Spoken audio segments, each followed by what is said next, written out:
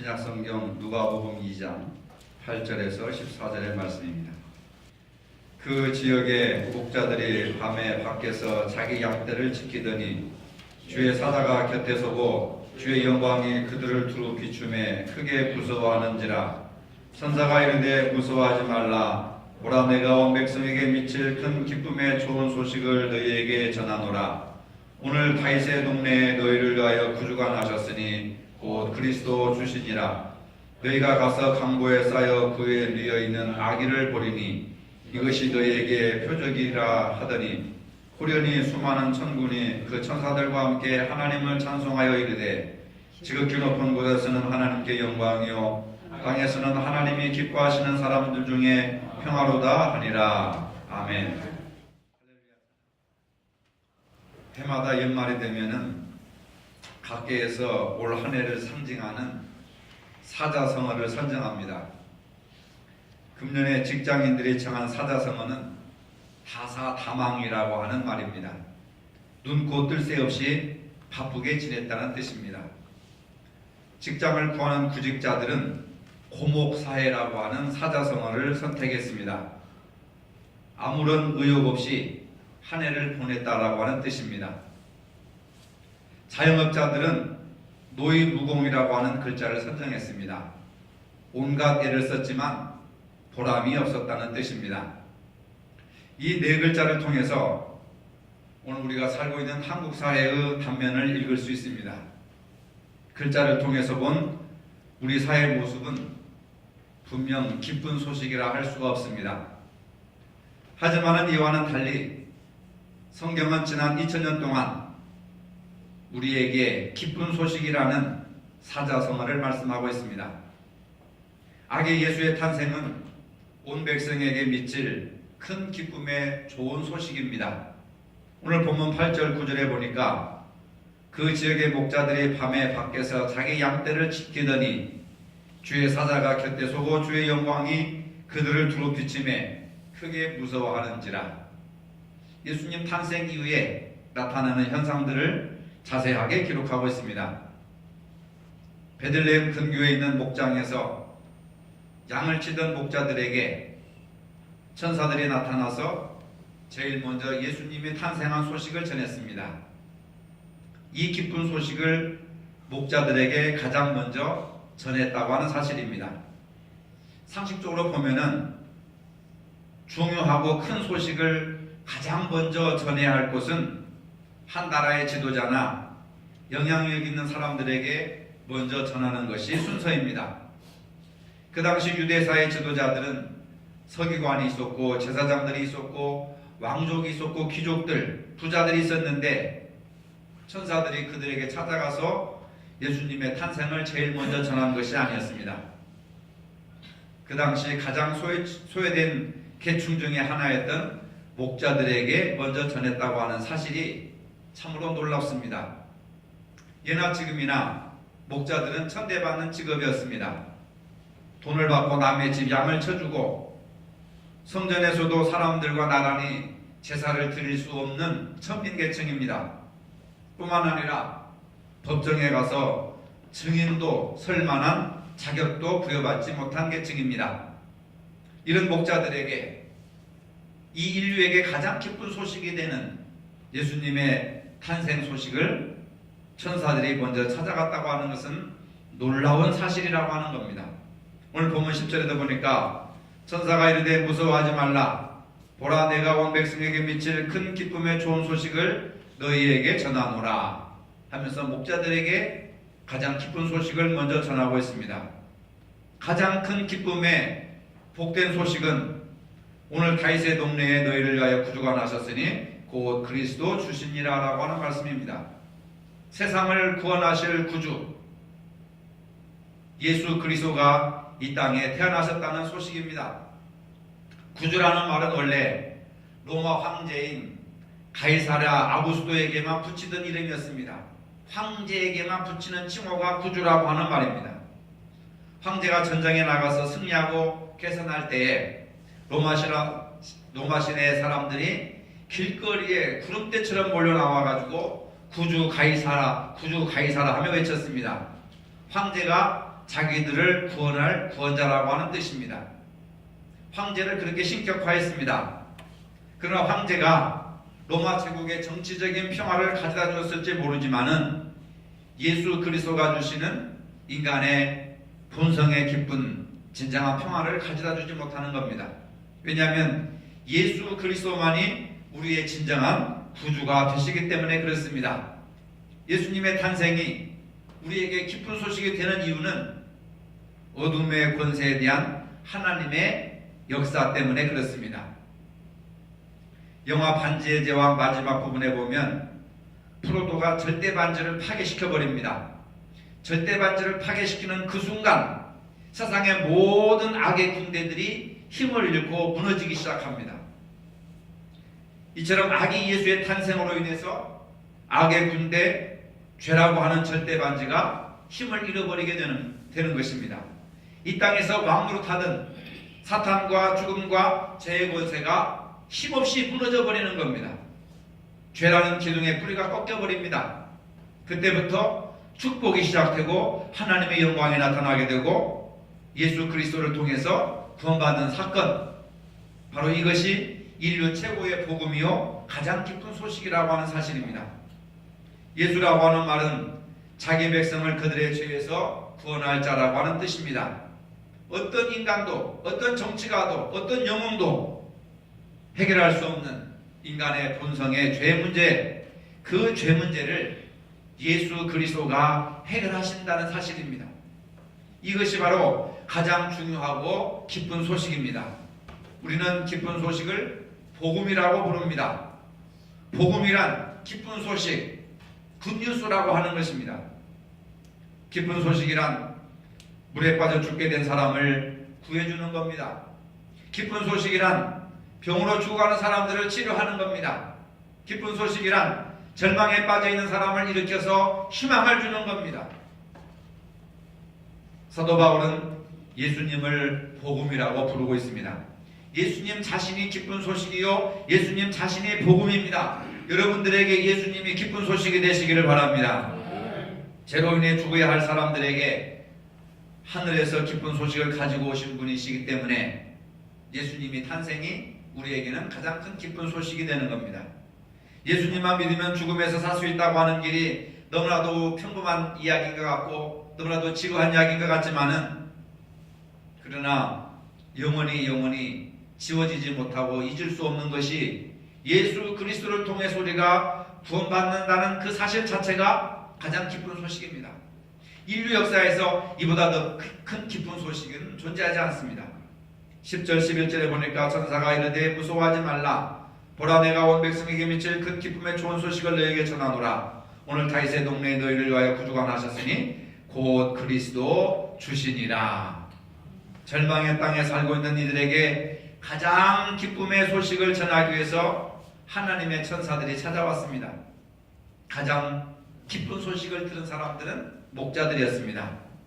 그리스도가 탄생했다는 소식이 세상 모든 사람들에게 기쁜 소식이 되었습니다. 너무 기뻐서 목자들은 그 소식을 듣고 무서워 두려워 떨었습니다. 어찌 이런 일이 있을 수 있는가? 어찌 이런 엄청난 사건을 우리에게 먼저 와서 전해주시는가? 하고 두렵고 떨리고 있는 그들에게 무서워하지 말아라. 두려워하지 말아라. 내가 너희들에게 가장 큰 기쁨의 소식을 전하겠노라. 이렇게 말씀해주고 있습니다. 그런데요, 힘 있는 사람들, 기득권층 있는 사람들, 예루살렘 성 안에 있는 사람들은 이것이 기쁜 소식이 될 수가 없습니다. 왜? 자기들이 구원자고 자기들이 통치하고 자기들이 진리를 만들어내고 자기들의 기득권을 유지하고 가야 되는데 난데없이 베들레헴 유대 땅 마곡간에서 예수라고 하는 인간이 태어났다고 하니 자기들의 기득권이 흔들리기 시작하는 것입니다. 그래서 기존의 질서가 무너지기를 원치 않습니다. 사회적으로도 안정되고 돈 많고 재산이 많은 사람들은 기존의 질서가 무너지기를 원하지 않습니다. 그래서 보수주의자가 되는 겁니다. 기존의 것을 유지하고 싶은 마음입니다. 예루살렘 상류계층들도 예수님이 오신 소식은 기쁜 소식이 아닙니다. 부담스러운 소식이고 불쾌한 소식이고 기분 나쁜 소식입니다. 왜? 자기들이 가지고 있는 모든 권력과 기득권을 다 빼앗길까봐, 그래서 헤롯 대왕은 예수를 죽이려고 그렇게 혈안이 되어서 찾고 다녔던 것을 볼 수가 있습니다. 그렇지만은 찌륵찌륵 어두운 삶을 사던 목자들은 어떻습니까? 어둠 속에서 빛을 통해 전해진 복음을 그들은 그대로 받아들입니다. 아기가 태어났다는 베들레헴을 향해서 한치의 의심도 없이 그들은 예수님을 찾아 떠납니다. 들으면서 믿음이 비롯되고 믿음에서 참된 기쁨이 시작된다고 하는 것입니다. 그날 천사들이 목자들에게 전한 복음의 의미는 너희가 꿈꾸던 미래, 메시아의 시대가 도래하였다. 새로운 시대가 시작됐다는 겁니다. 구약의 율법의 시대가 끝나고 이제는 예수 그리스도가 주인이 되시고 다스리시고 왕이 되시는 새로운 복음의 시대가 시작되었다고 하는 겁니다. 꿈꾸던 미래가 이미 우리 가운데 있다고 선언하는 겁니다. 오늘 다윗의 동네에 너희를 위하여 구주가 나셨으니 곧 그리스도 주시니라. 여러분, 하나님의 나라는 메시아 탄생에 관한 소식을 전해 듣는 지금 여기에서 시작된다고 하는 겁니다. 오늘 다윗의 동네에, 오늘 지금 여기에서 여러분들이 이 본문을 가지고 설교 듣는 이 시간, 오늘 여기에서 예수 그리스도가 여러분들의 심령 속에 탄생하신다는 것을 믿으시기를 바랍니다. 하나님의 절대적인 새로움이 인간에게 새로운 삶을 주기 위해서 어둠을 뚫고 미래에서 현재로 들어오는 겁니다. 하나님이 인간의 세상을 뚫고 이 땅에 들어오십니다. 영광의 광채가 흑암을 뚫고 우리에게 들어오는 겁니다. 희망이 절망을 뚫고 우리에게 들어오는 겁니다.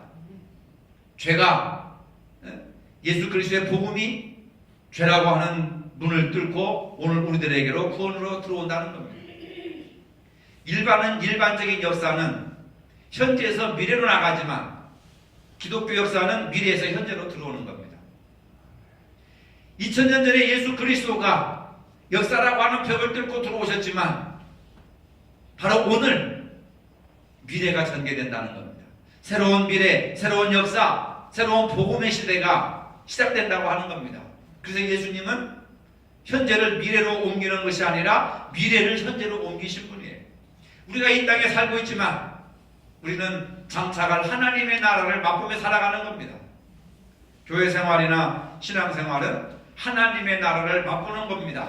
미래에 있을 하나님의 나라를 현지에서 맛보는 겁니다. 그것을 예수 그리스도가 우리에게 가져다 준 사건입니다.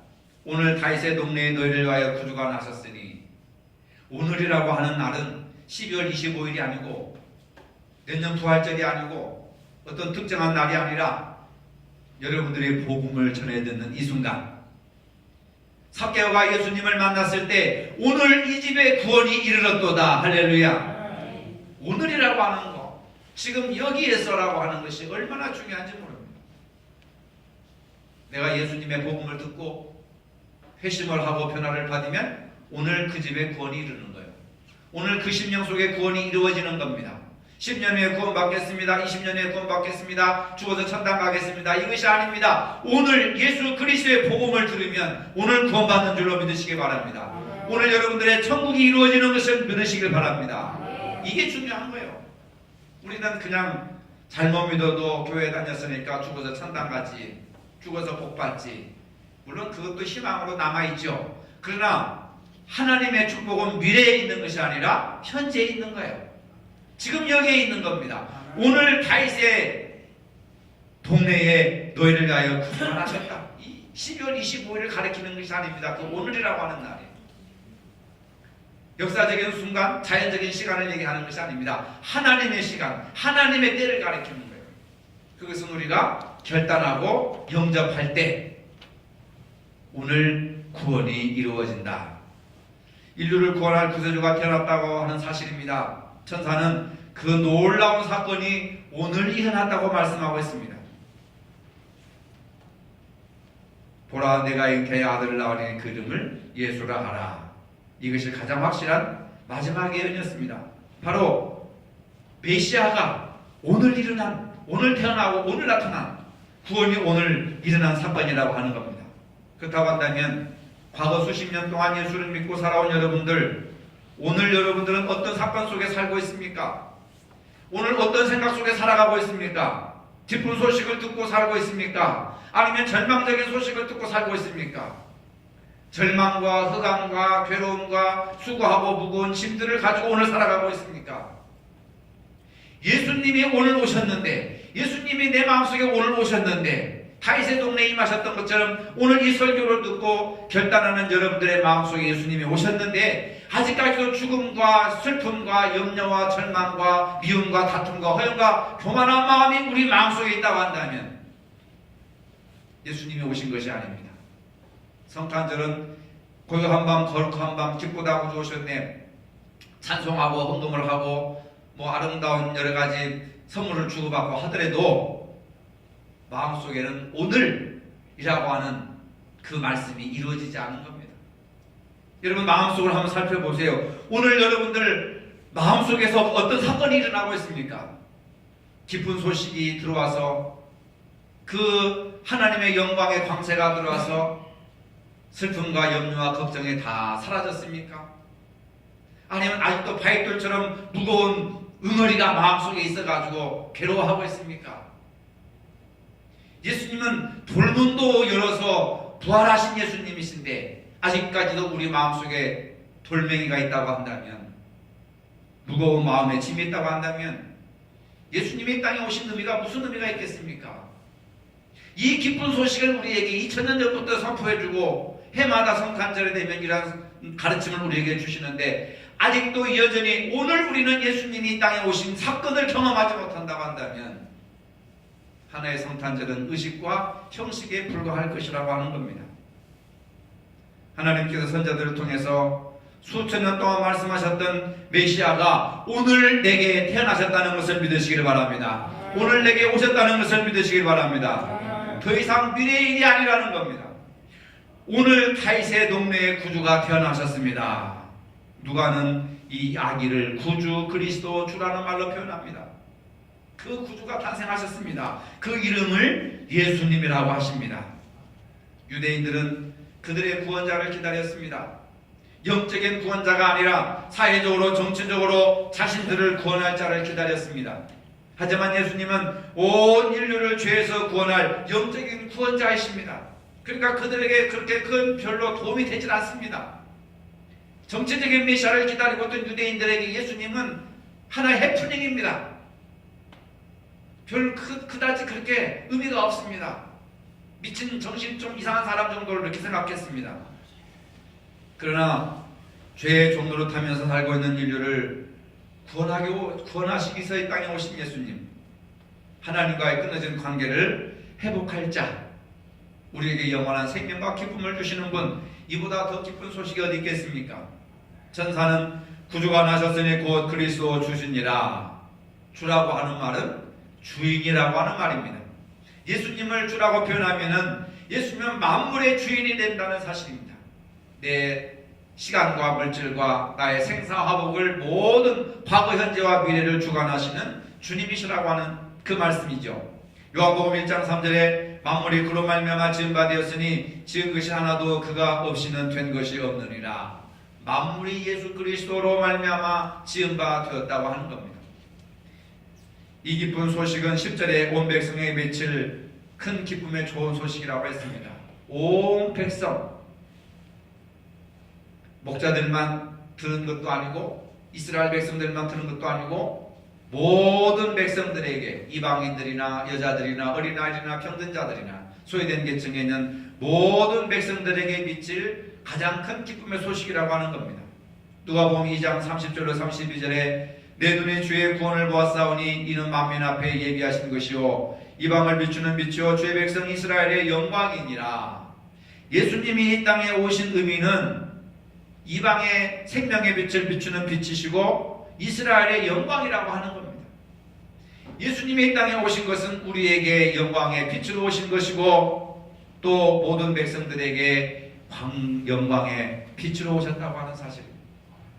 여러분, 오늘 이 빛을 여러분들이 간직하시기를 바랍니다. 하나님께서 아브라함에게 약속하실 때 내가 너를 복주겠다, 너는 복의 근원이 되겠다 하셨습니다. 아브라함의 자손으로 오신 예수 그리스도를 통해서 그 축복의 약속이 이루어졌다고 하는 겁니다. 그런 소식이 과연 2000년이 지난 오늘 우리들에게도 필요할 것일까?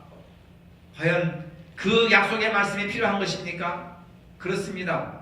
우리들에게 죄의 문제가 있기 때문에, 하나님을 배반하여서 죄로 말미암아 멸망할 수밖에 없기 때문에, 우리 모두는 다 심판 아래에 있는 죄인이기 때문에 오늘 우리에게 좋은 소식이 필요하다는 겁니다. 하나님께서 예수 그리스도를 이 땅에 보내주심으로 좋은 소식을 듣게 되었습니다. 그래서 예수님이 이 땅에 오신 것은 죄 문제를 해결해 주시기 위해서 오셨습니다. 아기 예수님의 나심 그 자체가 축복입니다. 여러분들도 자녀들이 낳으면 그러잖아요. 하나님이 주신 기업의 선물이고 하나님의 축복이고, 내가 이 땅에 태어난 것 자체가 우리에게는 큰 축복이다. 여러분, 예수 그리스도가 나신 그 자체가 우리에게 기쁜 소식이고 우리에게 선물이고 우리에게 축복인 줄로 믿으시기를 바랍니다. 이 예수님이 우리에게 오심으로 하나님과의 관계가 회복되었다고 하는 겁니다. 심판받아 마땅한 죄인이 하나님 앞에 나와서 이렇게 예배할 수 있는 자들이 되었습니다. 누가 이런 기쁨을 누릴 수가 있겠습니까? 모든 사람들이 그렇게 될 수 있지만 모든 사람들이 누릴 수 있는 것은 아닙니다.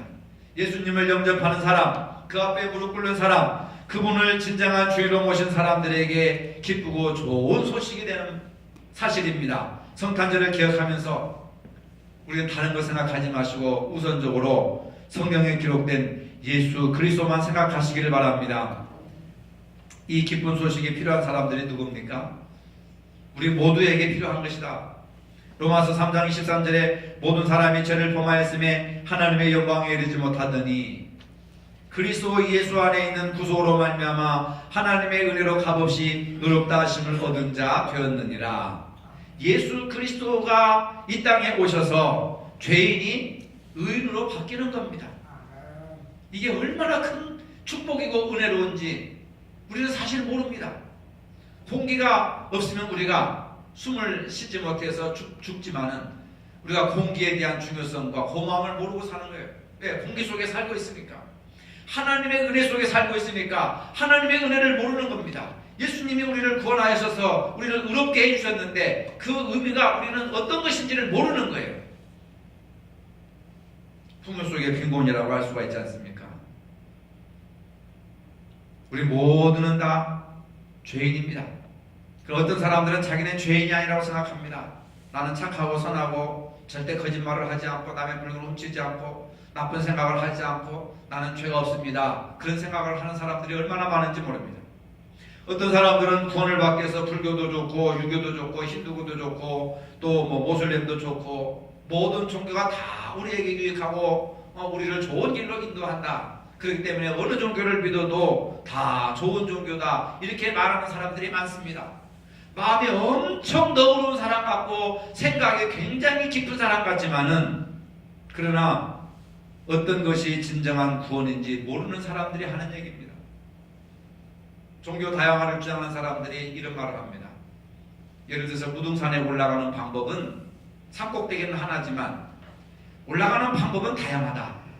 담양에서도 올라가고 또 학동에서도 올라가고 이쪽에서도 올라가고 저쪽에서도 올라가고 그런 말하면 그럴듯하잖아요. 맞잖아요. 산은 하나, 꼭대기는 하나인데 산으로 올라가는 방법은 다양하다는 겁니다.